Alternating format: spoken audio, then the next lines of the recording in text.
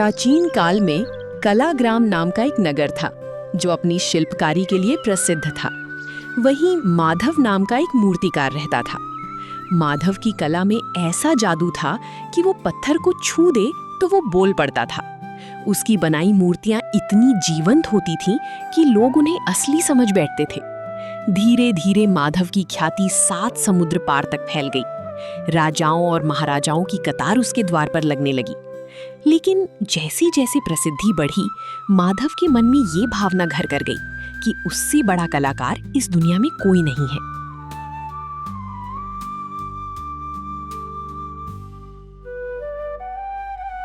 एक रात माधव ने एक डरावना सपना देखा। सपने में उसे आभास हुआ कि उसकी मृत्यु का समय निकट आ गया है और यमराज के दूत उसे लेने आने वाले हैं। माधव अपनी जान बचाने के लिए व्याकुल हो उठा। उसने अपनी कला का सहारा लेने का निर्णय लिया। उसने अपनी जैसी दिखने वाली 10 मूर्तियां बनाई। वे मूर्तियां इतनी सटीक थीं कि कोई भी देखकर ये नहीं बता सकता था कि असली माधव कौन है और पत्थर की मूर्ति कौन सी है।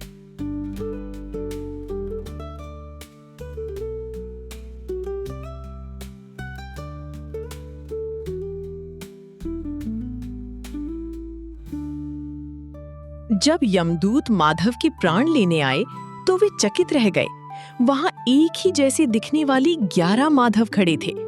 यमदूतों ने बहुत कोशिश की, लेकिन वे असली माधव को नहीं पहचान सके। वे खाली हाथ लौट गए और यमराज को सारी बात बताई। यमराज मुस्कुराए और बोले, सृष्टि का नियम अटल है, कोई भी अपनी मृत्यु को चकमा नहीं दे सकता। माधव एक महान कलाकार है, लेकिन उसमें एक कमी है। जाओ, इस बार इस तरीके से प्रयास करो।